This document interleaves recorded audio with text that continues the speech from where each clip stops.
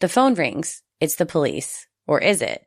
When a voice on the other end of the line asks you to obey him completely or face legal consequences, what would you do? Follow every order, no matter who you hurt? Or would you hang up and spare those around you? This week's episode is The Strip Search Phone Call Scam.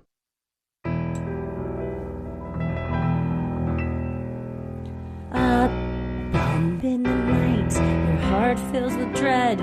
Probably a murderer who wants you dead. It could be a ghost, a demon, or worse. Perhaps you're the victim of a witch's curse. It's hopeless, you're doomed. You'd call a priest if you could. You'd rather just listen to who?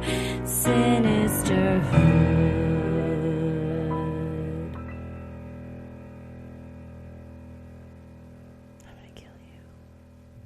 Happy New Year. And a Happy New Year to you as well. Happy almost Christy birthday, January 4th. Mark your calendars, International Christy Appreciation Day.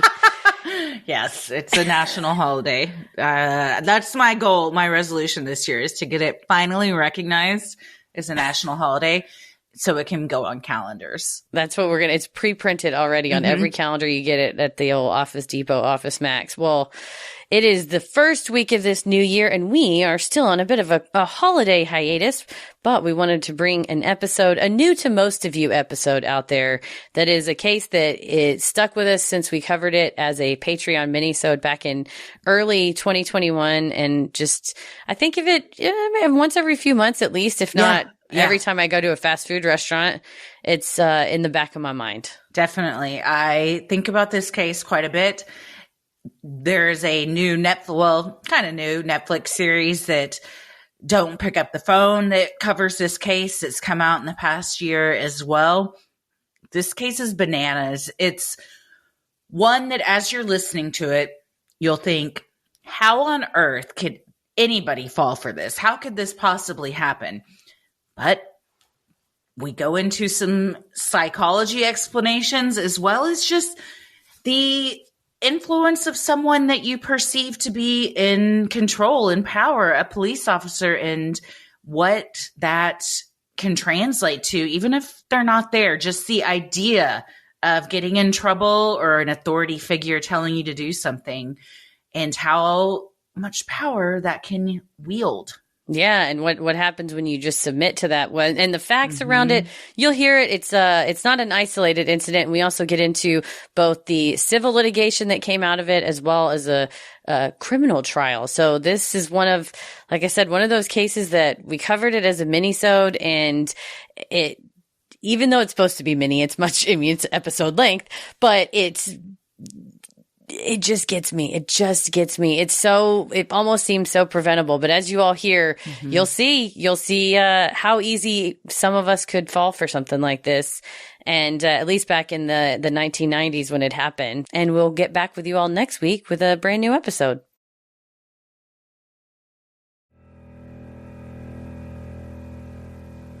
I'm going to kill you. I have, I think I said in one of our last episodes, I've never been more appalled with my jaw on the floor since Abducted in Plain Sight. Yeah.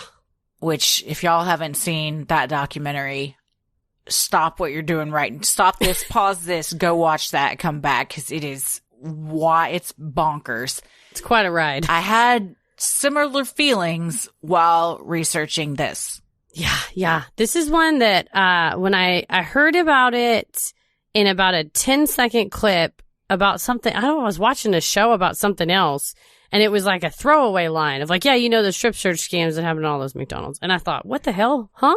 So I looked it up, and I texted you and said, I have an idea for a minisode. Because it was gripping for me to just read a summary of what happened, and then when you start digging into the evidence. But to clarify, briefly, when I was initially reading about it, I thought this happened in like the 70s. No. And then I was like, oh my God, this was our time. Like, this was recent. I was the same age as the victim almost. It's somehow that made it more scary to me that you think, oh, those fools back in the 60s and 70s, they had no idea. The silly, silly fools. But no, this was like recent. This was within a stone's throw of where we are today. So somehow that made it to me scarier that, oh, this isn't a relic of the past that people are crank calling folks. Yeah. This is something that still happens to this day. I do remember when the footage got leaked after this happened. So I remember seeing, but I never really looked into what the story really was or the details. So it's harrowing. Yeah, it's a stick to your stomach wild ride. Yeah. So, well, welcome to the mini-sode, guys. Which is actually fairly long. We talked about doing this as a full episode, but we wanted you guys to have the secret stuff. The secret sauce. Wait, is McDonald's it's the secret? Oh, God. That's not isn't that what 12 beef patties? Reference? Special sauce. They were special sauce, yeah. Because that's the Big Mac. Do you remember when, oh man, I guess it was the 80s, so you might not, when you would get the newspaper delivered and there would be a CD from McDonald's ran this contest type of thing. I don't even know if it was a contest. I think it may have been, but they had that whole rap or that whole song that was like 2 all beef patties. Beef patty, special sauce, lettuce, cheese, pickles, onions on a sesame seed bun. There was some kind of contest they did where they put a CD with that in the newspaper. If anybody knows what I'm talking about, let me know. This is a very Berenstein moment I'm having right here, but I'm fairly confident there was something like this. But have you ever seen the McDonald's commercial with Jason Alexander? I don't know if I have. It was before he was famous on Seinfeld, and there was a special hamburger. Tell me how this makes sense. Rather than serving you a hamburger totally made, they were going to give you the hot components on one package and the cold lettuce and tomato on the separate side, and then you could put it together, and that way your lettuce and tomato wouldn't get mushy. Oh, that's Tommy Brown's alley right there. I like hot wet lettuce. Is that just me? I don't know if it's just you, but Tommy has so many rules about stuff with food. I remember you talking about his ice cream rules that you have to get the ice cream last at the grocery store. Yeah, it's a whole thing. But the lettuce on hot stuff is another thing too with him. So, well, I'm sorry for him that they took away this menu item, but Jason Alexander, cause he's a profesh singer, dancer, Broadway kind of guy. So he's like singing and dancing about it. This does sound vaguely familiar. Now it's one of those where it's like, before they were famous, and they play it on, whatever, Access Hollywood, stuff like that. So, but yeah, there's something to be said about, separating your lettuce from your buns, but I like it. I like the hot, wet lettuce. I think Tommy doesn't get lettuce specifically because of that. He forgoes the lettuce. He does. I think I'm right about that. But see, I like it Whataburger where it's like the diced up lettuce. Oh yeah, shredded kind of. And it's hot with the delicious hot mayonnaise. I love hot Whataburger. God damn, Whataburger's so good. Get out of here. Oh my God, Whataburger. Your car smells like onions for decades. It never gets out. I get no onions. Oh, I love the diced onions. The diced onions are really good. I just get no onions because I can't not taste onions for days after I eat them. Days. It's overwhelming. Yes, overwhelming. It is. I'll eat cooked onions, but raw onions, whew, that does it to me. Yeah. Well, man, my mouth is literally watering right now. I'm going to swallow all this down.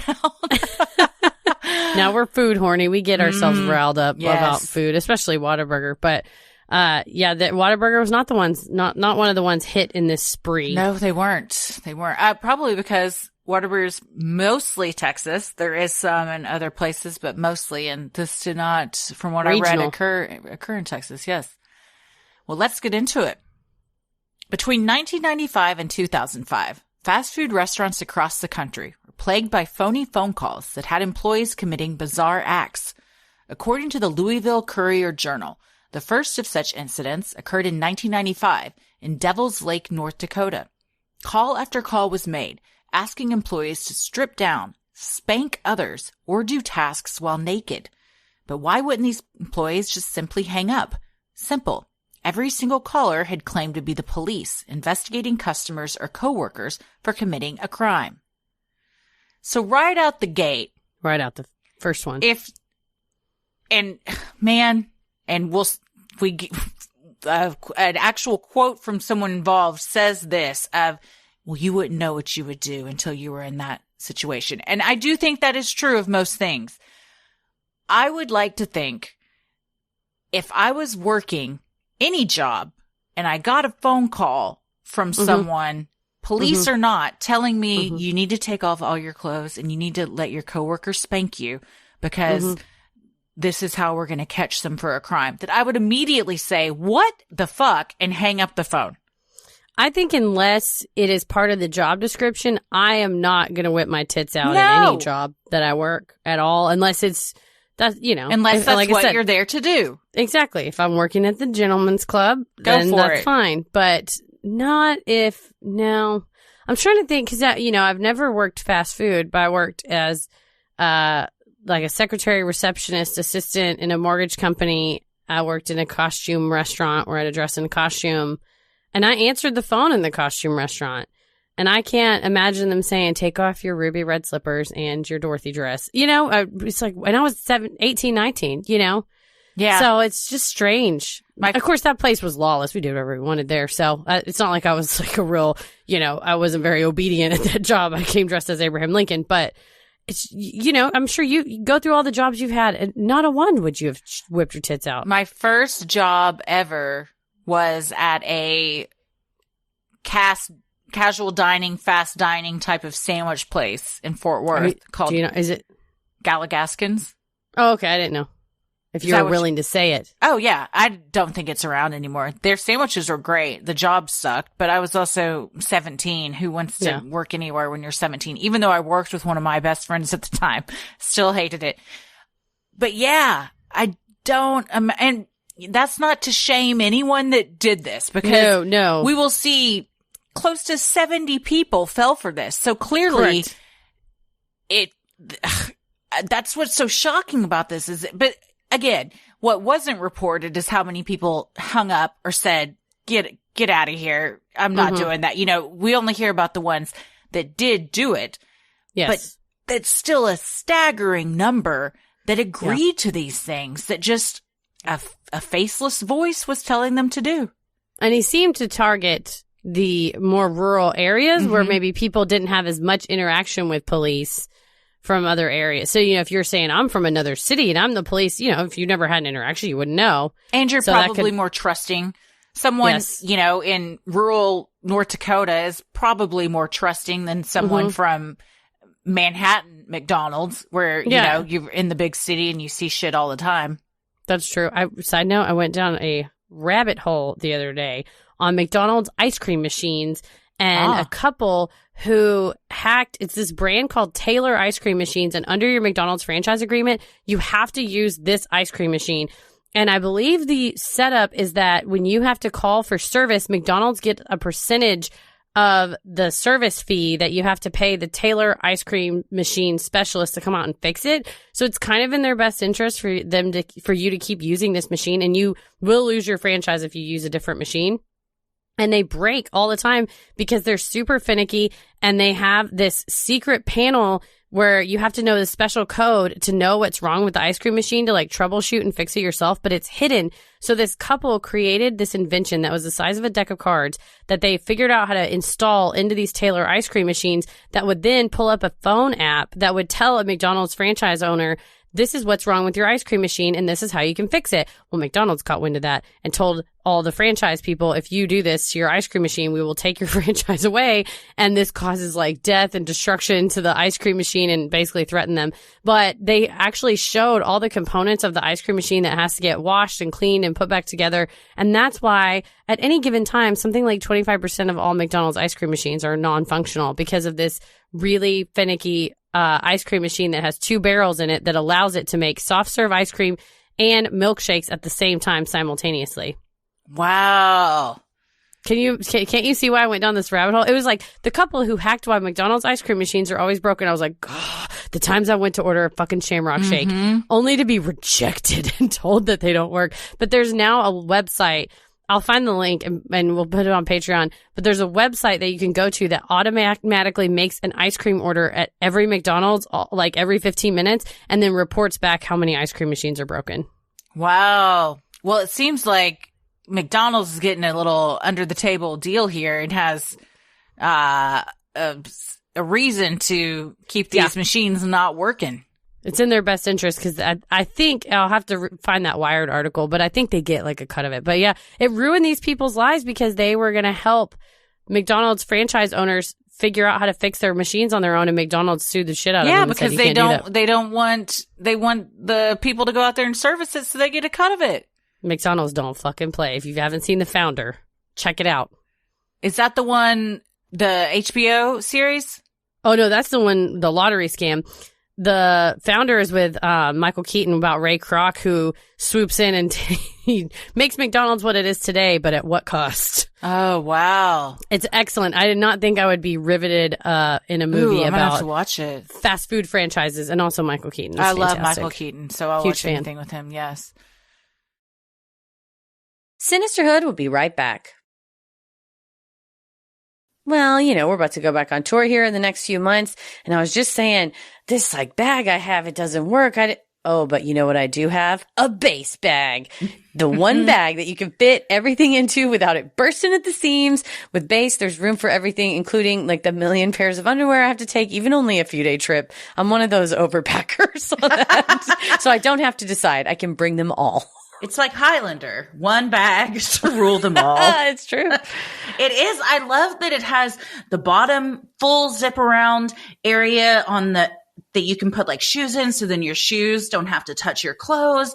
I don't like my dirty shoes touching my clean clothes. So I like a separate compartment for them. And the fact that it's at the bottom is very helpful because then if you're sitting it down and stuff, That's what the magic of Base is, that they thought of everything you could ever want in a piece of luggage. 360-degree gliding wheels, cushion handle, built-in weight indicator. You got washable bags for your clothes and even compression flaps and straps with pockets galore, as well as a lined interior that's durable and easy to spot clean, and a TSA-approved combination lock, so they're not cracking your stuff open.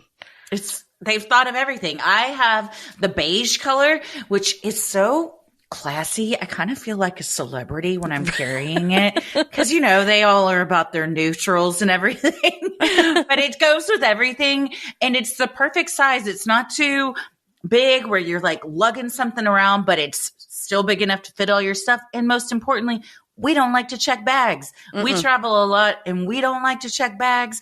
And this one can go right with us on the plane and carry all of our stuff. And then we don't have to wait at the baggage claim. I ordered the black one and I cannot wait to take it on tour with us. It's one of those where I know my anxiety of travel is now lessened because I'm going to have a bag that can fit everything. I don't have to make those choices and leave it behind. Every piece is made to look better with miles, so you don't have to worry about it in cargo or overhead. And Base has over 30,000 five-star reviews. Whether you're packing for a quick trip or looking to breeze through the security line, Base has your personal items covered.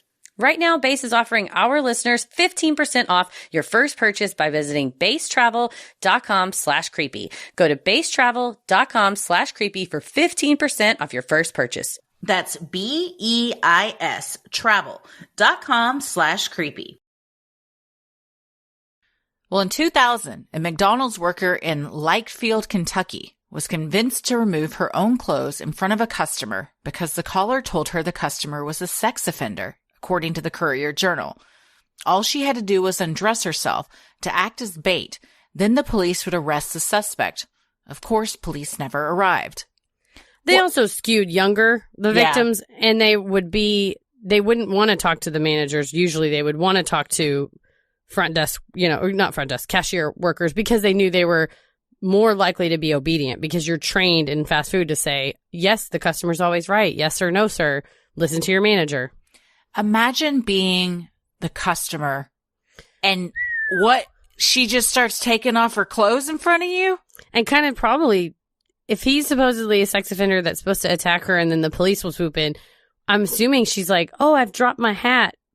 That's wild. Yeah. Then in 2002, in Roosevelt, Iowa, a girl who was spending her 18th birthday working her first shift at a McDonald's, stripped naked, ran through the store, and according to the Courier-Journal, assumed a series of embarrassing poses, all because she was told to by a caller pretending to be police. Again, when you have someone that you think is the cops, and if you've had bad experiences with the cops, I'm sure that plays into it as well.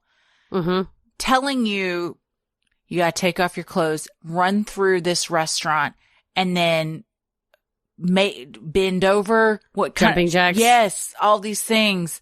Yeah. And then you do it. And you, on the other end of the phone, that is a very skilled con man. Yes. To get that. Like, I had a client today tell me I'm so stupid that I fell for the scam. And I said, this is a professional scammer.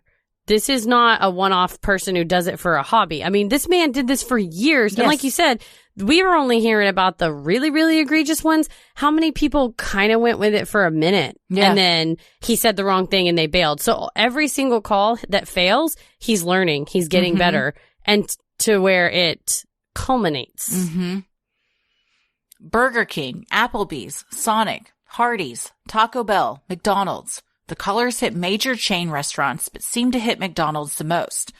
By 2003, there were nearly 60 reports of callers tricking fast food employees to do embarrassing and sometimes illegal things through these scams, with 39 occurring at McDonald's. The most egregious incident of all happened in 2004. Louise Ogborn worked as a cashier at a McDonald's fast food restaurant in Mount Washington, Kentucky, near Louisville. She was a former Girl Scout, actively involved in her church, and had recently graduated high school in the top 10 of her class. April 9th, 2004, promised to be just another shift for the 18-year-old, who made $6.35 per hour, and took the job to help pay for ongoing medical expenses for her ailing mother. She was done for the day, but volunteered to stay and work the dinner shift to make some extra cash. That's when she was called into the office of Assistant Manager Donna Summers. I'll tell you what. Every time we cover a case, there's a moment.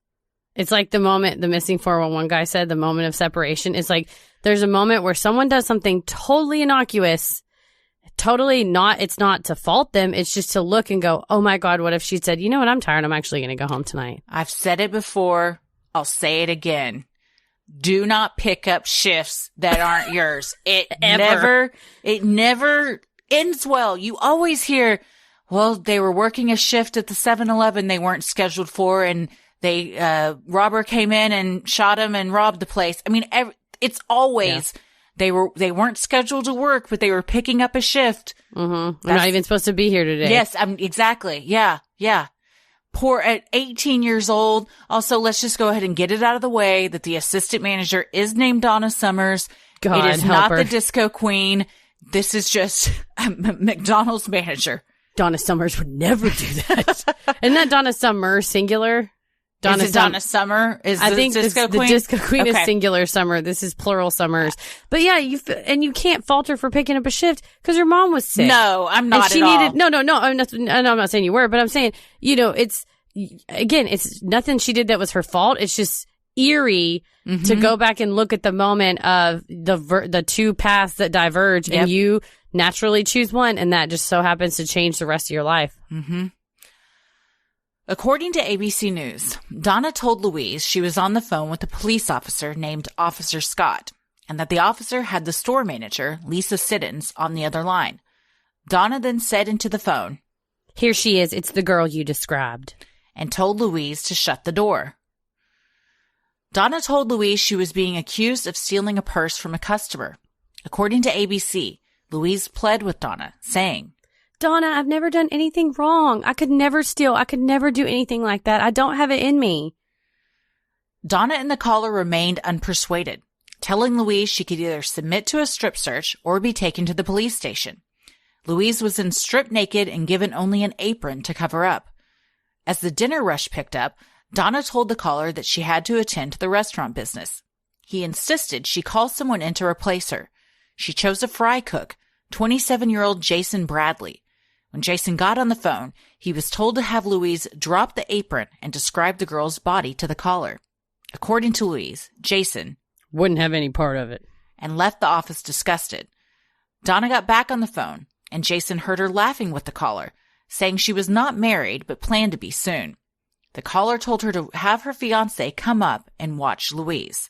She's getting pretty loose, joking around with the police on the phone. I have a lot of opinions about Donna Summers. And this is where we start to get into where I personally start to think, what the fuck is wrong with you? Yeah. There's a moment at which I think several people diverge from victims to complicit. Or just idiots. I mean, who, you as a woman, because there's another female manager that's in there too with them, that's kind of just standing back, like observing the whole thing. 2 female managers and a naked 18-year-old employee who's also female are there. You need to go get someone else. So you go get a 27-year-old guy to come in and be in this small little office. I mean, anybody can Google, and it's in even the show notes, the footage. This is all caught on the security camera in the freaking office, start to finish. So you see they're in in an office no bigger than a closet. Yeah. And this poor girl is just sitting there covered up with an apron. Yeah. And this 27-year-old, who, what? Donna, what? Whomst amongst us. It is. I do have a trouble because on the one hand you want to go, well, what else was at play here? You know me, I'm always like, it's a gray area. Maybe she wasn't very educated, or every person on the fucking planet has seen at least one police procedural, and at no point is this ever protocol. No, good God. You've seen seconds of Law and Order, and it could tell you. Have you watched any CSI? Yeah, this was 2005 or 2004. There was plenty on television by then. 21 Jump Street. I don't care what you watched. You watched something, and at no point were they making a naked lady do jumping jacks. No, at no point do they say, which is what Officer Scott told her. We are really backed up. We're shorthanded on officers, so we need you to do this until one of us can get there. That does not happen. The cops do not put the citizen deputy. Yes, they don't assign you to this power over someone else like that. That's ridiculous. Yeah. I too wonder, she's the assistant manager. She's laughing and cutting up with the cop. You wonder if somebody in their life has maybe not risen to the level that they wanted to and now feels special, right? They feel like they're a deputy helping the cop. So in some way it satisfies an unanswered need to be in charge, need to be an authority figure. And so that could also, I mean, it doesn't excuse it. I don't think there's no excuse for her behavior whatsoever. But I think perhaps it maybe colors in some of I don't know. Yeah, no, I think there's something to be said for that I'm the one that is in charge here. I'm the highest person here. So they're calling me. So I got to do this. Here. You got to feel, you feel important. You feel needed at that moment. Yeah. Like you said, we're out of officers. We need you, citizen. Yeah. Around 6 p.m., Donna called her fiancé, 43-year-old Walter West Nix Jr. Walter was a father of 2 and professional exterminator who was active in his church with no criminal record. Donna told Walter she had a situation and needed him to head up to McDonald's to help. Walter arrived about 15 minutes later, entered the back office, and took the phone from Donna. Here is another moment where you go, what the fuck, Donna? Babe, what have you called me into? Dude, who decides you've already got an out-of-control situation going on in your office? We're going to bring our fiancé into it? Yeah. A 43-year-old, you want your 43-year-old, first of all, what woman? I don't want my man around a naked lady. Their fiance walking in and having to babysit an 18-year-old naked girl. Yeah, that's weird. It's very weird. I usually, this, like you said, it is a abducted in plain sight level of, I got nothing. Normally I feel like I try to rationalize things. He's an adult. He's a business owner or at least a professional something. He handles chemicals for a living, for Christ's sake. If he's an exterminator, active in his church, hasn't done a crime that we know of. I mean, he's got no criminal record. So what sane person that you described would walk into this scene and do what's about to happen instead of going, honey, lady, put your clothes on. The person on the phone is not a police officer. Hang up. We're calling the real cops. Yeah, there's a 0% chance this is legitimate. Again, we see for all the not characters, they're human beings. For all the people in this story, the paths diverge, and Yes. he chooses the wrong one. He sure does. Donna left the office, and Walter subjected Louise to torture for the next 2 hours, all at the commands of the man on the line, calling himself Officer Scott. First, he had her drop the apron and stand naked. Then he had her perform jumping jacks in an effort to Shake something loose. for the collar. Walter spanked Louise, had her sit on his lap and kiss him to See if he smelled any drugs. and put her fingers into her vagina and show him the inside as part of the search. Finally, he had her get on her knees and perform oral sex on him. It obviously escalated over the 2 hours. Quickly. Okay. Taking them in turn. The jumping jacks to shake something loose. That is stupid, but it is at least somewhat rational, right? If Do he you says, think she shoved someone's purse up her butthole? I don't know, a Or heroin drugs? balloon? I think it was like she had a heroin balloon up her ass or her vagina. So again, not logical, but it's rational, right? He says, I need her to jump up and down to see if you can get the drugs out. Stupid, but okay. Spanking, I don't know, unless, like you said, You're think it's spanking gonna- it to get it out, to get the drugs out or something? Again, sit on her lap and kiss him to smell any drugs. That's the stupidest shit I've ever heard. Yeah. Putting the finger in the vagina to show the inside. Again, rationalized at, I scoured Yes. the internet, newspapers, archives. I felt like I was in a library going through a microfiche machine. I read every shred I could on this case, and I could not find what Officer Scott said Yes, me either.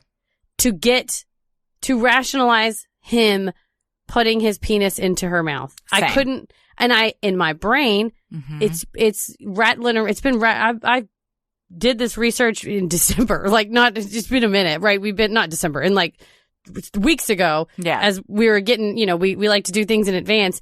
Ever since I read about it, I can't stop. What? Do you have have you thought of anything? It keeps me up at night. Yeah. I cannot think of what Here's what I think. Walter liked what he was doing. I don't think the caller presented it that way. Oh. I think the caller he groomed Walter, essentially. He's tested the waters. First of all, the caller knows when Walter walks in and doesn't completely balk at this situation that he's somewhat interested in what's going on. And then this 43-year-old man is having an 18-year-old girl completely naked do jumping jacks, touching her all over her body, seeing parts of her body that no one should see, that she does not want to see, kissing her. He's ramping it up. I think the caller may have just suggested, could tell he was into it, and kind of just said, why don't you take off your pants and see if she'll do this? Yeah, maybe. I mean, that's I don't know, because conjecture. I also can't fathom what reasoning you would give as a police officer. If you really think this is a police officer, what would a policeman say that says, well, in order to prove that she stole this purse, we're going to have her give you a blowjob now. We need you to what probe her fucking mouth logic is that? Yeah. with your penis. Yes. Yeah, it doesn't make any sense. It makes no sense. I don't. Yeah, yeah. We can't know. I mean, we see Walter is not totally ignorant of what has happened here. Granted, but again, I couldn't think. But that makes sense though. As if I don't know. That's just speculate, because I also can't think of anything. That's and Christy's. It's our opinion, and we're not presenting it as facts. Louise never said anything in the later trial either that I could find. But Walter is a sack of shit. I feel no empathy for anybody in this case except for Louise. Correct. When you walk in and see this, at first, maybe you're like, this doesn't seem right, but okay. But as soon as it starts getting sexual, Yeah. you're there, you know what you're doing. You know, Yeah. and then when your penis is in her mouth, As I'm sure she's weeping. oh, Yes, she said she was crying the whole time, pleading with them to let her go, begging to be taken to the police station. She's like, please, I will go to the police station. Please take me there. Yeah. And Donna would say, no, we have to wait for the police to show up. Call 911. How about that? Good God. Yeah, that's the worst part is I think it's not that it is bad that it happened, but I think it's even worse that her unceasing cries for help were ignored by multiple people. Yeah. Yes. And even kudos to Jason Bradley, the fry cook, for not taking part of it. Why didn't you, when you saw what was going on, go call the cops, buddy? And be like, this is weird. Yeah. There's some weird shit going on. Or call the manager even. You knew it was fucked up. You knew you didn't want a part of it. So therefore, you need to call the police or it shouldn't be going on. You just went about making fries. Yeah, man. Sinisterhood will be right back. This show is sponsored by BetterHelp. It's the time of year when people are like, New Year, new me, or New Year, same me. And I'm lucky because I have started a routine where I have my beginning of the week therapy meetings. That was a routine I was able to start with BetterHelp and keep going in 2024. So I'm already set to have a New Year, same me, but getting better incrementally with therapy. Isn't that how we all are? It's a new year. We're the same person, but we're all trying to be a little bit better. You know, around New Year's, we get obsessed with how to change ourselves instead of just expanding on what we're already doing right. Maybe you finally organized one part of your space and you want to tackle another. Or maybe you're taking your supplements every morning and now you want to actually eat breakfast too. Therapy helps you find your strengths so you can ditch the extreme resolutions and make changes that really stick. And this really resonates with me because my office was a huge, disgusting mess. It became like this doom pile for people with ADHD. You know what that means. And with my therapist, I was able to work with her and go, better done is not, it doesn't necessarily have to be perfect. It doesn't have to be done in one day. I had a lot of all or nothing thinking and certain habits that I had that I didn't even realize were habits that I've been able to talk through. And I'm proud to say I have an office I can work in now. It looks great. Thank you very much. And I can't wait to go on therapy and show her and be like, hey, look, because it's in my office where I do my therapy. Right? You're like, look, all my hard work has been paying off. If you're thinking of starting therapy, give BetterHelp a try. BetterHelp is convenient, flexible, affordable, and entirely online. Just fill out a brief questionnaire to get matched with a licensed therapist and switch therapists anytime for no additional charge. Celebrate the progress you've already made. Visit BetterHelp.com/sinister today to get 10% off your first month. That's BetterHelp, HELP.com/sinister. Throughout the 2-hour ordeal, Donna would enter the office, but each time, Walter had Louise cover herself up with an apron. Louise pleaded with Donna to let her go, but each time Donna said no, they had to wait for the police to arrive. After 2 hours, the caller told Walter he could leave, only if Donna found a replacement. Walter left, and when he arrived home, he called a friend stating, I've done something terribly wrong.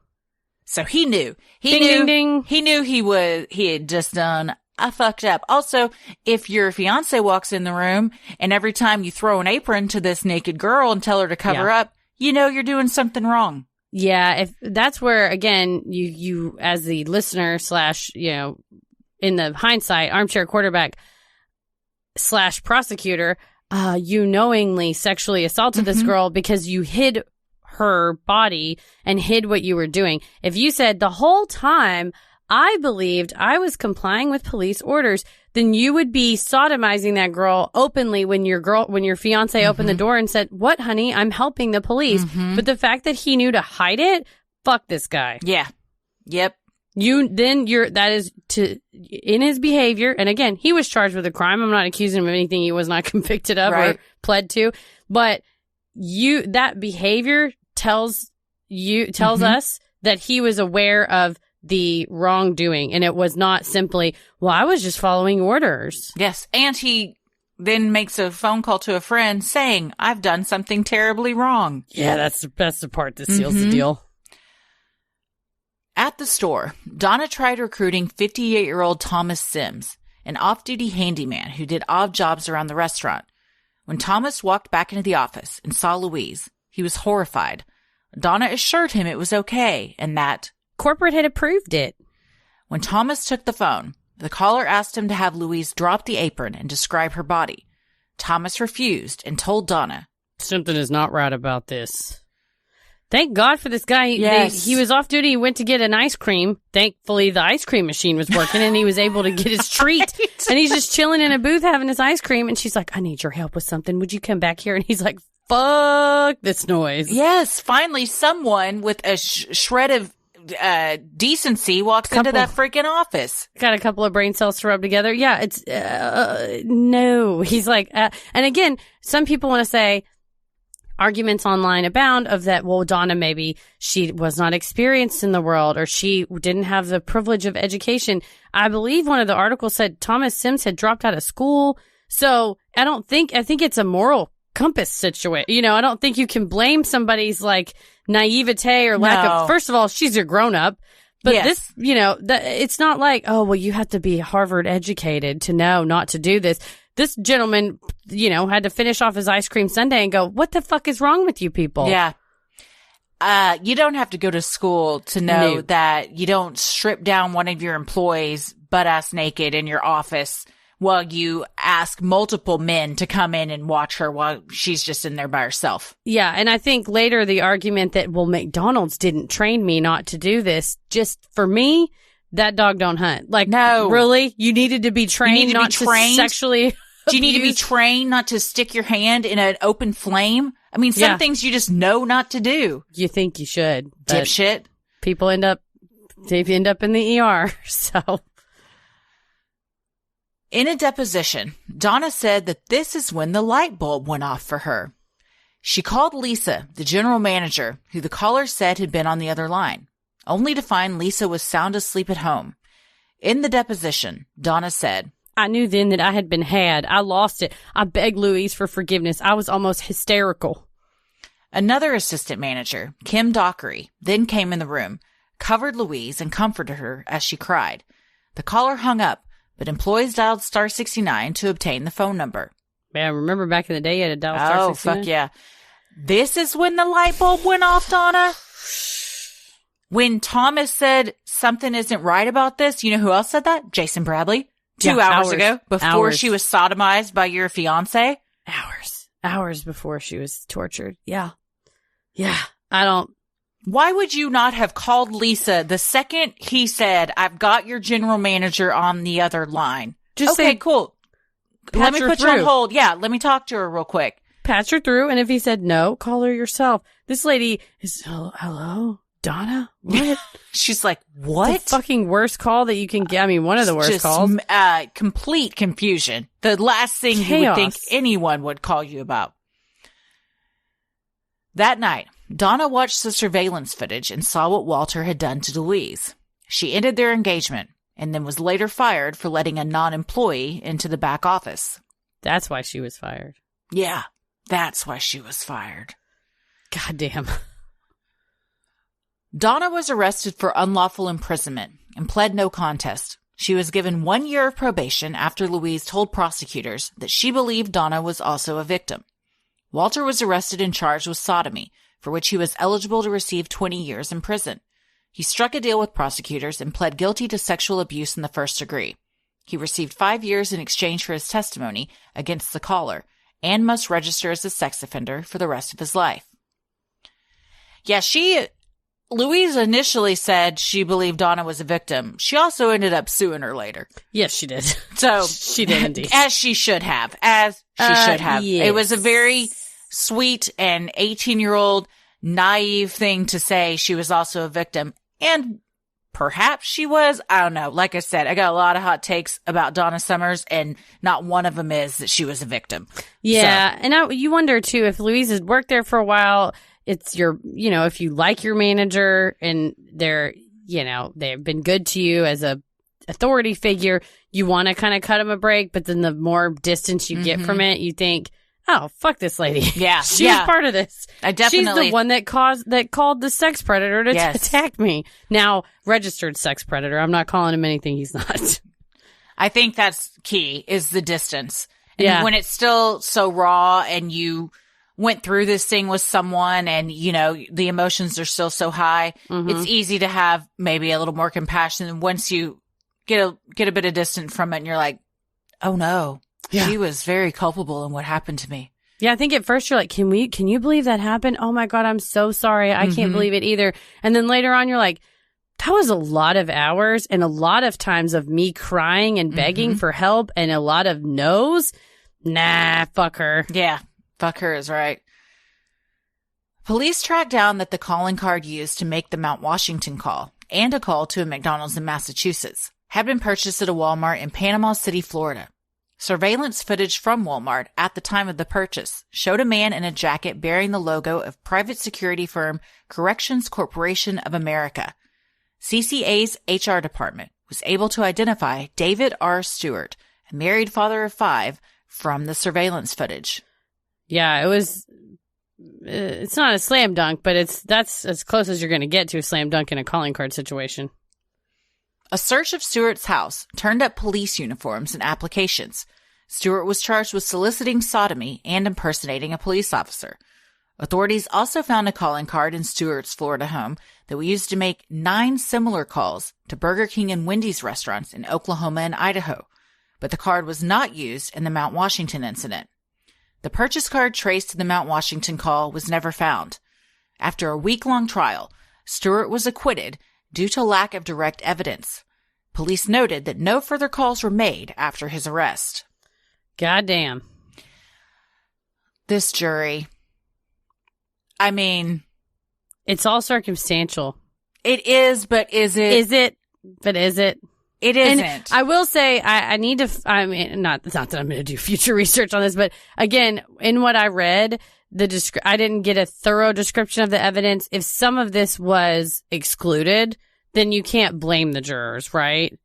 If they only knew that if they didn't know that the calling cards were found in their home, that's one thing. Yeah. But if 9 cards or cards used to make 9 other calls that they knew were the same type of call were found. Yeah. I mean, yes, you don't have the smoking gun that the exact card is found, but people have been convicted for murder on less evidence. Yeah, he's got a really good defense attorney. He's also a white male. I don't know. Maybe that has something to do with it.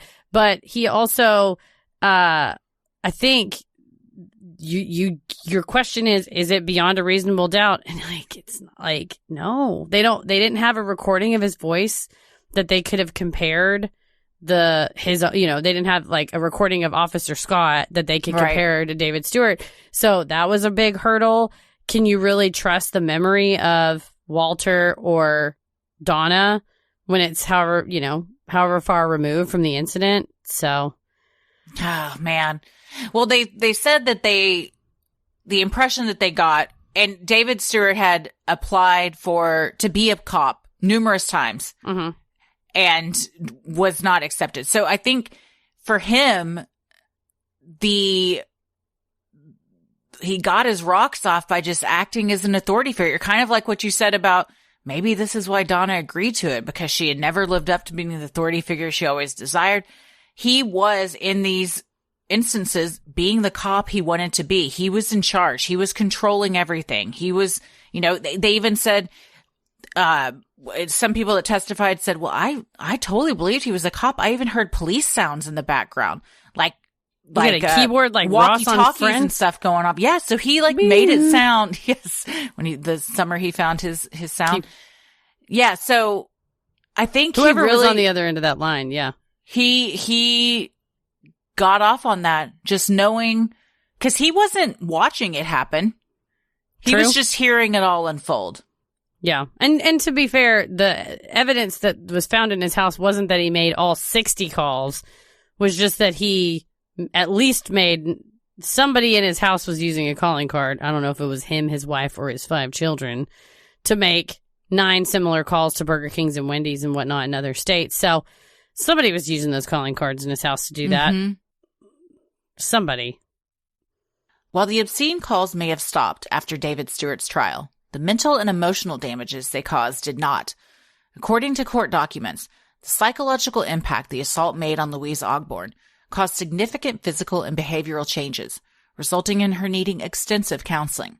She also stated that McDonald's did nothing to help her after the incident. Louise and Donna Summers both sued McDonald's for the incident. Louise's attorney asked for $61 million, then later $200 million in damages. She was awarded a total of $5,555,656. It broke down as follows. Compensatory damages.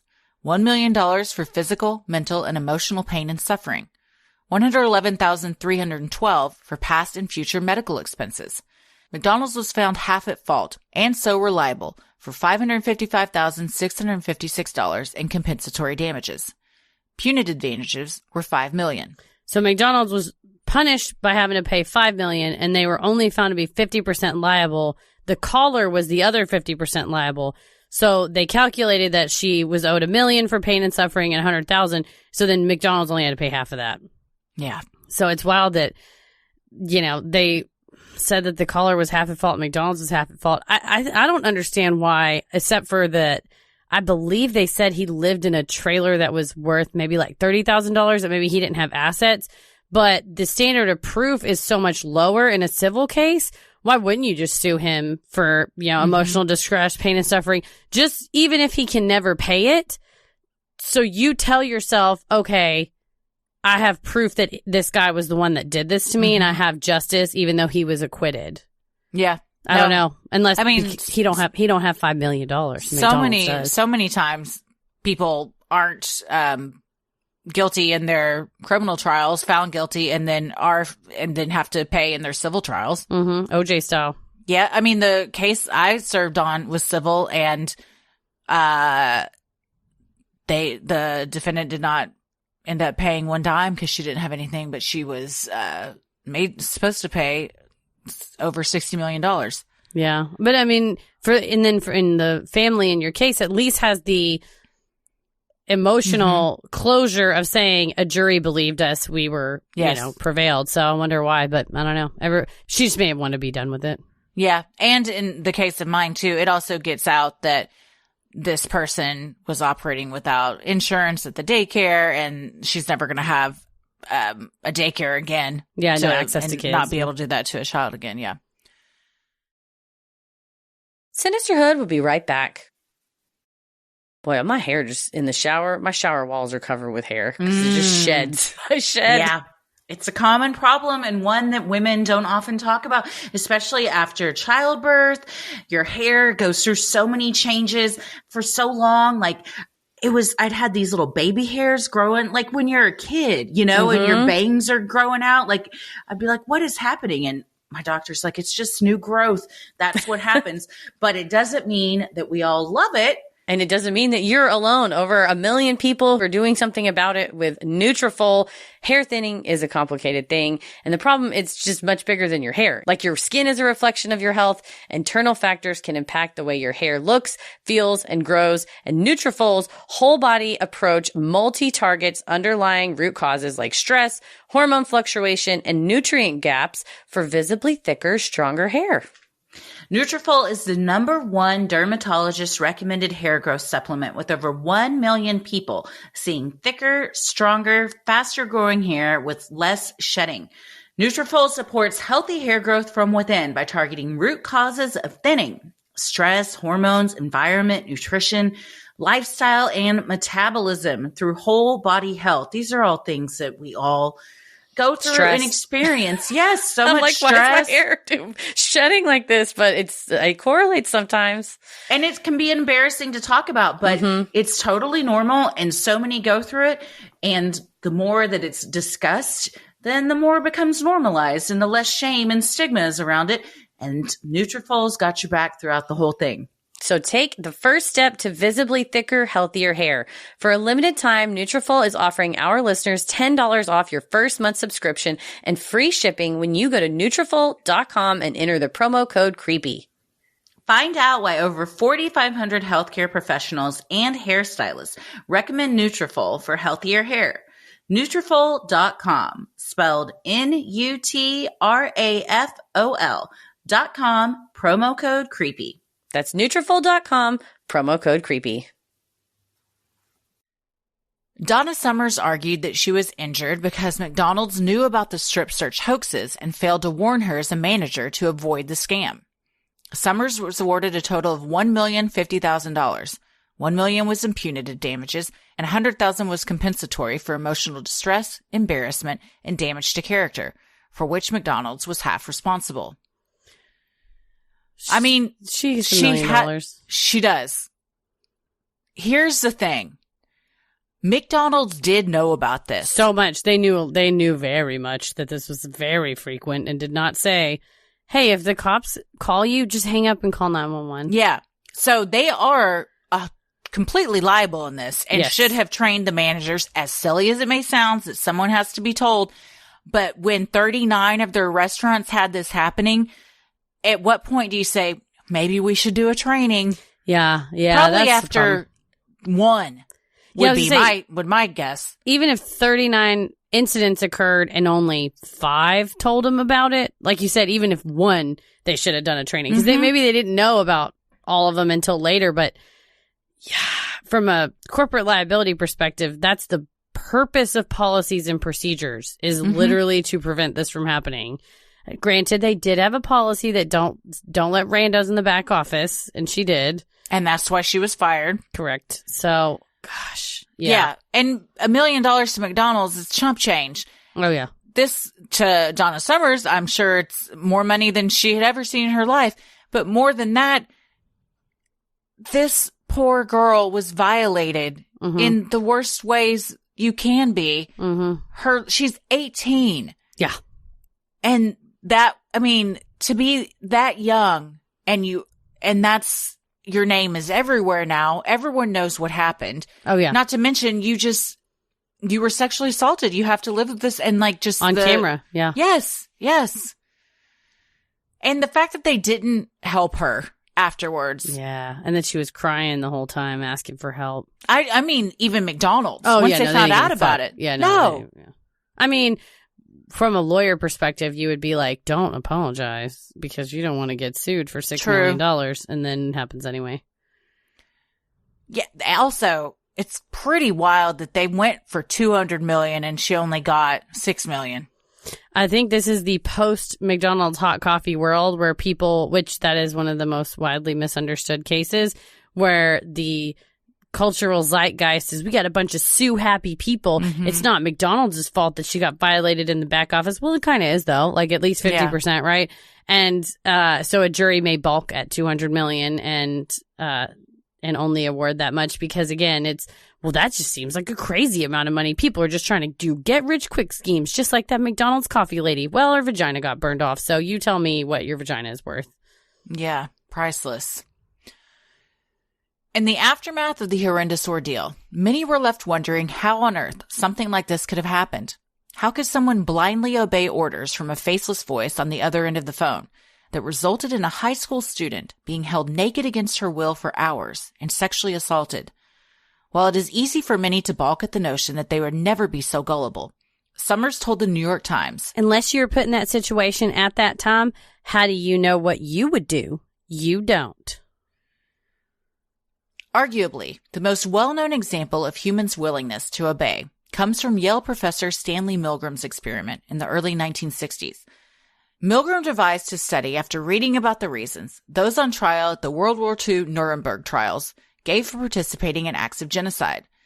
Milgram longed to understand what would make a seemingly normal person agree to take part in such atrocities. He noticed that time and again, the reasons given had to do with obedience.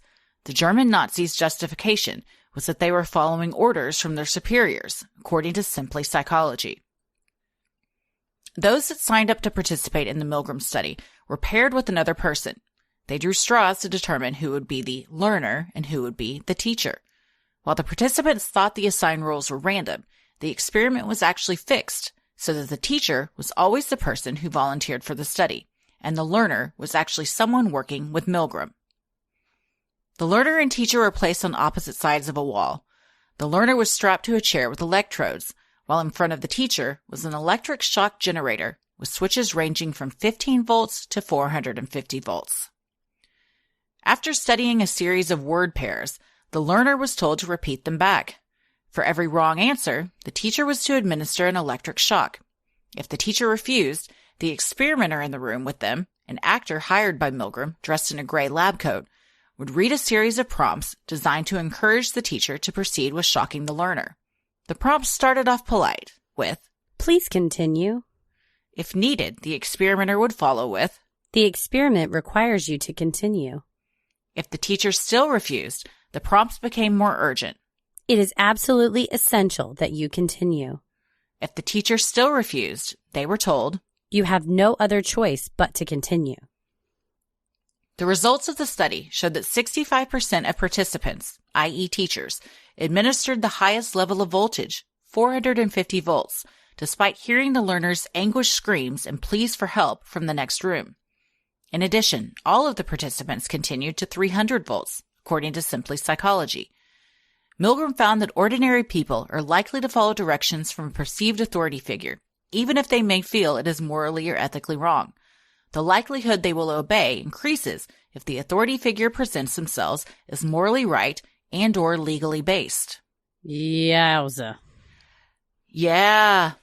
It's one of the most famous studies. You learn about it day one in psychology classes. It's one of those that several, 20 variations I think were done where they would, at one point, the person acting as the experimenter, who was just an actor in a lab coat, would get a phone call and they would have to leave the room. And so they would be replaced with just a person in plain clothes. And the likelihood then that the person would administer the shock went significantly down because this perceived authority wasn't in there watching them. Or if the person in the lab coat wasn't in the room at all, they would try and administer lower shocks and act like they had done the higher ones and everything. So just this person in a lab coat was enough to make people feel like they had to do what they were being told to do, even though they didn't want to do it. And the person on the other side of the wall, who is also an actor, is, it's actually a recording of him screaming and there's clips of it in the show, we'll post on Patreon of audio clips of them screaming like, "Stop doing this to me. I'm dying. My heart's failing." And Good you can, God. and you can hear the experimenter saying, "He got it wrong. You need to do it again." And at one point, one of the men, the teacher, says, "I'm not going to do this. He's in there yelling about his heart. I'm not going to be responsible for something like this." And, so there were a couple people that said, nah, but for the most part, every single one of them cranked it on up to 400. Yikes. Yeah. Just doing my job. Milgram went on to theorize that in a social situation, people's behavior falls into one of two categories. According to Simply Psychology, these are 1, the autonomous state, where you decide your own actions and take responsibility for them, and 2, the agentic state, where people allow others to direct their actions and then pass off the responsibility of the consequences to the person giving the orders. Milgram also found that two things had to be true for a person to enter the agentic state. The person giving the orders had to be perceived as legitimate, and 2, the person being ordered is able to believe the authority figure will accept responsibility for whatever happens. Man. It's humans. Yep, totally. The strip search scam demonstrated all facets of Milgram's study. The caller successfully manipulated over 60 people, whose behavior then shifted into agentic state. He told them he was an officer of the law, one of the most authoritative and legitimate professions one can have. And because the individuals assumed an officer of the law would take responsibility for what he were telling them to do, they were more likely to follow through with the unbelievable commands. Ticked all the boxes. Yeah, I mean, whether he knew that or not, it's just, he just sounds like a master manipulator. Or all of them, because I think it was more than one caller, but master manipulator to know, I'm the cops. It's fine. You can do what I say. I'm an officer. I need your help. Imploring them, making them feel special. It's pretty high level manipulation in psychology. So you think it was more than one caller? I think so. Because it was over such a long span of time. Yeah. And I think because, not that it's not harmful to strip naked and do jumping jacks, in front of your coworkers, but there was not any, at least not reported, any incidents as severe as what happened to Louise. Yeah. that they weren't. I mean, there were cops that were investigating them that were saying, this call happened, these people stripped down, they were impersonating an officer, this is really serious. So there were cops investigating it, but it wasn't, like the FBI is not involved, like trying to hunt down, who really was behind it. But I wonder too if they somehow knew each other or connected. I don't know. This seems like the type of thing that people would be, it's kind of similar to what folks do on like 4chan or on that part of the internet of, let's send the SWAT team to somebody's house, or I'm going to do this crazy stunt. Guys, watch me on this world cam where it's, publicly streaming, where it's like doing stunts for the amusement of each other too. Yeah. So who knows? Maybe they're somehow connected, or I don't know. The internet was around, so could have. I wonder if it started off as just prank calling, essentially. Where you're like, let's see how far we can get somebody to go by doing this. And then either word got out, or it just, one or two people escalated it to the point of, well, let's see how far we can really take this. Yeah. And it just got super out of control. Sinisterhood will be right back. Milgram theorized that the agentic shift was actually rooted in evolution. In prehistoric times, if humans were disobedient, they did not survive. Therefore, later generations did not inherit these genes. Coupled with the messages of obedience taught in school and the home, the concept of obedience is instilled in us at a very young age. While it is true that society would collapse without certain parameters of obedience, it is also important to know when to question authority and not follow orders that cause moral strain or harm to others. What'd you say? You don't need a degree to not stick your hand in the fire? Yeah. Certain stuff we just all know. Yeah. I mean, that in itself is evolution as well. I saw some interviews with Donna Summers, and she has kind of an attitude, kind of defensive, kind of like she knows that everyone thinks she's an idiot. Oh, so it's just very like, well, none of y'all would know what you do unless you were there. Just very bitter. Yeah. When that's true, sure. None of us know what we do in any situation unless we're there, I guess. But most of us, I think, wouldn't do what she did. Yeah, it's a little bit different than, like I said, I have clients all day long that are like, I got scammed by this door-to-door person, and I'm like, don't give people your info. Shut the door in their face. And some guy knocked on my door and was like, hey, let me get your email address and I'll send you a quote for your roof. And I was like, okay, here's my email address. Like, what an idiot. And I just gave it to him.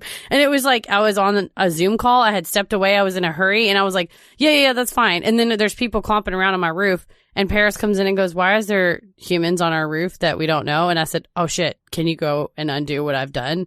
So as much as my profession is telling people not to get scammed, and I looked them up. They were a totally legitimate business. It was a misunderstanding on my part. I didn't realize people needed to climb on your roof to give you a roof estimate, although now it makes sense.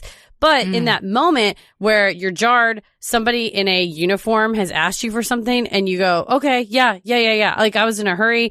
He was also, I hate to say it, he was a good looking guy. And that plays in. He was it worked charming. For Bundy. That definitely plays into it a lot. Thank God Paris is.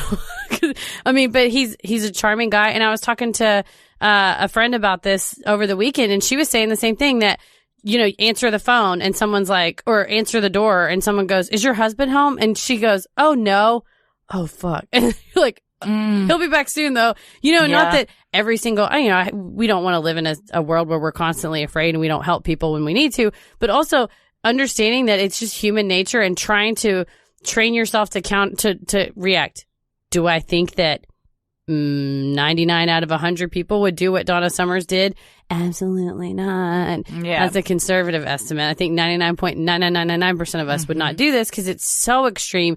And there's something, who knows what was happening. She was busy. She was whatever other mitigating circumstances were going on in her life that would allow her to ignore the sobbing cries for help of a teen girl.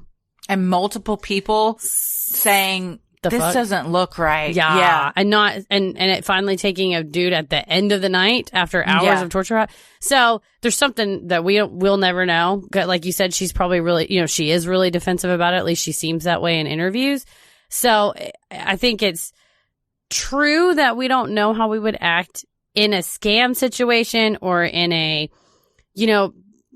being approached and asked for something situation. Now, how many of us are like, oh yeah, that's fine. You acquiesce because it's easier in the moment. Like you said, disobedience is bred out of us as humans. Mm-hmm.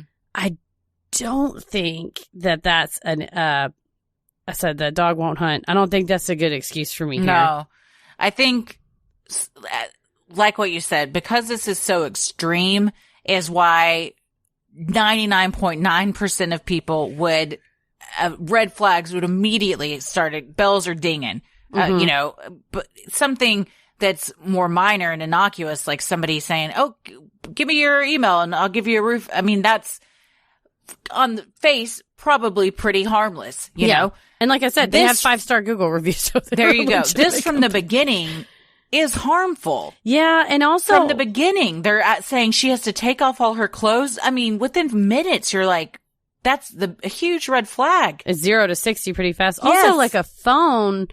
Why wouldn't you just hang up? That's the other thing is it's not like there's a human officer in the room with you saying to do all these things. It's the ease of hanging up the phone. Although, again, with the IRS scams where they say, we are going to arrest you because you owe IRS payments. I know a guy who's, like I said, he's a reasonably intelligent guy, got all the way to Western Union before the Western Union person goes, I don't think that's the IRS. So it can, even being on the phone, you have that ass clench of like, oh my God, I'm in trouble. It's happening. They're going to come for me.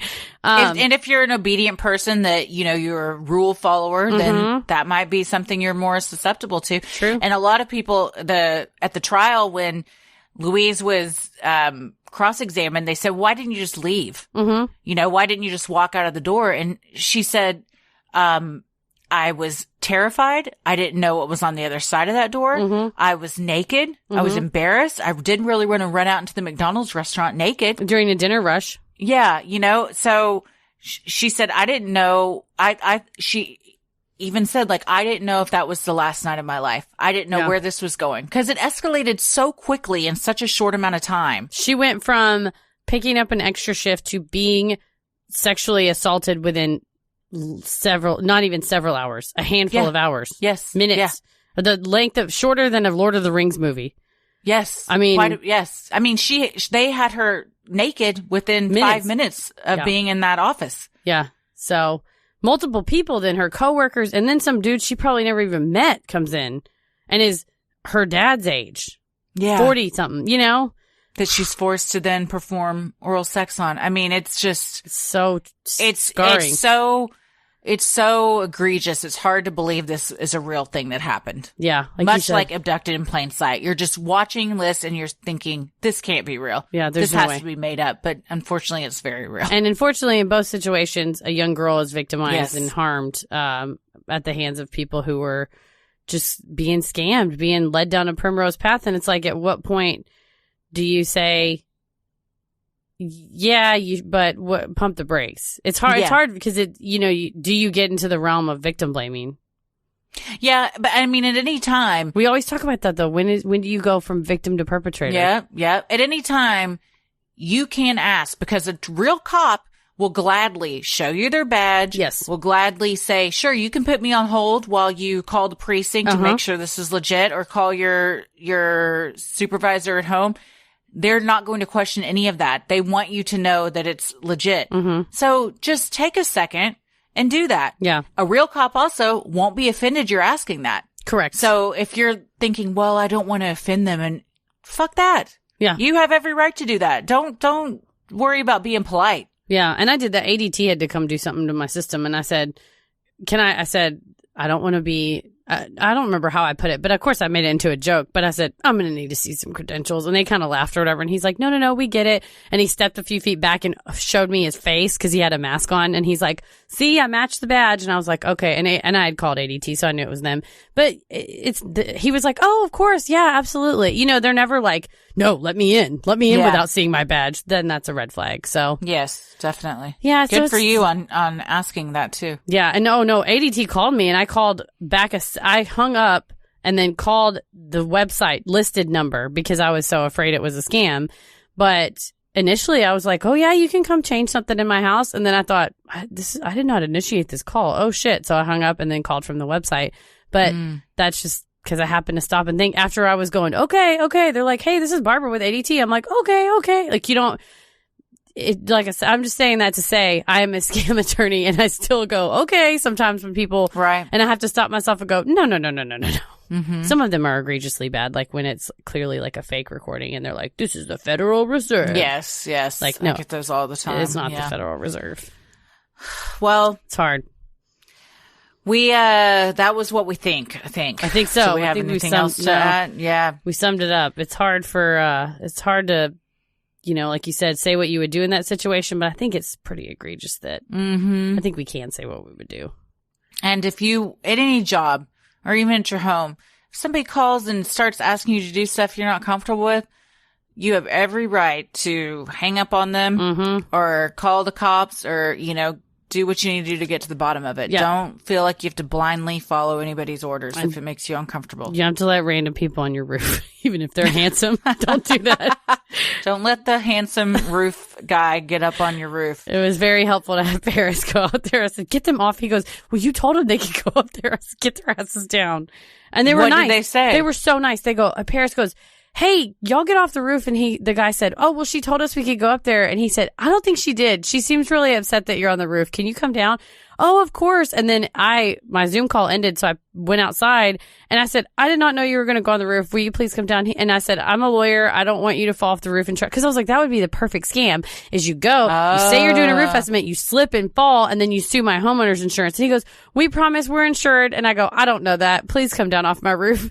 And so he was totally nice. He was like, no. He said, I managed to get some pictures, so I'll still send you an estimate. But he said, no worries. It's totally fine. Like, I'm so sorry for the confusion. I really should have cleared that up with you in advance. And I said, I probably should have asked. And he said, he was just really polite and nice. And again, I went and looked them up afterwards and they are a totally legit company. It was just, we were like in a hurried exchange and I just said, oh yeah, go look on the roof. But I thought he was going to walk around the side. It makes sense in hindsight that you cannot accurately estimate roof damage without being on it. But you can't see the top of a roof from the ground. Not without being unless you're really tall or you're on stilts or something. You got a drone in your pocket or you just happy to see me. Ayo. So yeah, but it happens. So long story short, when's he back replacing all your shingles? I mean, I got a good estimate. So TBD. And I'm telling you, they had so many 5-star Google reviews. So I don't know. Well, we have some roof damage too from some storms. So maybe I'll have this hottie over to our house and see what the fuss is all about. I'm telling you, some people wear jeans. Those jeans are wearing him. Oh, yes, sir. Yeah.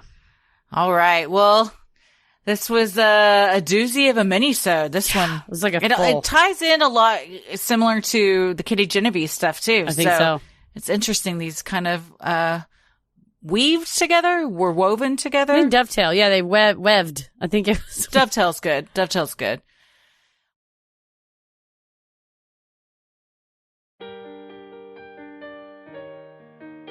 Well, if you like this episode, we have lots more like this over on our Patreon. You can join for free to see what we're up to next, or dive into over 500 hours of bonus content like today's minisode, or our most recent minisode on Tommy Thompson, who has spent over 7 years in jail for refusing to disclose the location of hidden treasure, which, my goodness, some people say, I'll die first. And Tommy Thompson is one of those. He's put it to the test. And the federal government, it's a staring contest. It's a fascinating case. And speaking of fascinating cases, we also have an all-new Judge Christie that just released. It features some pretty bizarre disputes, including one of some very noisy neighbors. Oh, my gosh. I was thinking about this the other night as I was sitting outside on my own patio thinking, what if I could just hear my neighbors just going at it right now? And by going at it, I don't mean fighting. No. Although some children might think that they were, depending on the types of sounds that are coming from the house. Exactly. Yeah. So Judge Christie lays the law down. Not to mention, I believe you sentenced someone to 13 years in jail in this episode as well. So please tune in to hear what crime is so heinous that Christie has demanded that this IT professional be locked away. Well, for recent patrons, thank you so much for supporting the show, and make sure you stick around after our sign-offs to hear your shout-out. You can head to Sinisterhood.com and click on Shop on the top banner to check out all of our Sinisterhood merch. We've got t-shirts, mugs, totes, stickers, even clothes for your kiddos. You can put it on a dog or a cat, too. No one's judging where you put that baby onesie. And for a limited time, our orders over $20 on our TikTok shop have free shipping. There's also other deals. Go to TikTok and search Sinisterhood Podcast to take advantage of those. While you're on our website, you can also review the show, follow us on socials, and check out the episode description for sources used during our research. You'll also find fun things like topic-based playlists and links to live show tickets. So when we go back out on tour, you'll get those tickets. You'll also be the first to know if you're a Patreon subscriber. One of the perks is you get VIP access to those tickets before they go on sale to the public. And I think spring, we have a call this week. So I think we'll know some more stuff after this. But I think in the spring, we're going to be heading back out, which I'm very excited about. Can't wait to see all of y'all. But until then, you can follow us on Instagram and Threads at Sinisterhood Pod. Like us on Facebook at Sinisterhood. Go see our lovely faces in video episodes, as well as some best of Patreon clips we got coming for you over on our YouTube channel. At YouTube, just search Sinisterhood Podcast, the same as our TikTok handle. And if you would like custom videos of us talking to you directly, head over to Cameo.com and order a custom video shout out. We like to say happy birthday, happy new year, congrats on the job, happy wedding day. We've gotten to deliver a few, which I have loved. So any beautiful moment you want us to help deliver or be a part of, head to Cameo.com and search Sinisterhood. Christy, where are you at online? I am on Instagram at Christy M. Wallace and TikTok at Christy or GTFO. Heather? Pretty much everywhere at Heather versus the World. As always, the devil rules the airwaves. Keep it creepy.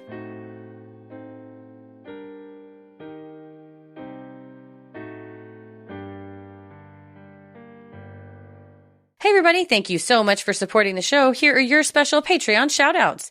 Lindsay Laurie, Tori, Haley Turner, Mary Henderson, Jeff Sutton, Sarah, Catherine, Shelby Holly, Amanda Kirsten, Anna Otto, Jessica, Grace Elliott, Jamie Gormley, Alex, Kristen Graney, and Lisa Goodman. Thank you all so much for supporting the show. We could not do this without you. We sincerely appreciate each and every one of you. We hope we pronounced your names correctly and that you're having a wonderful 2024 so far.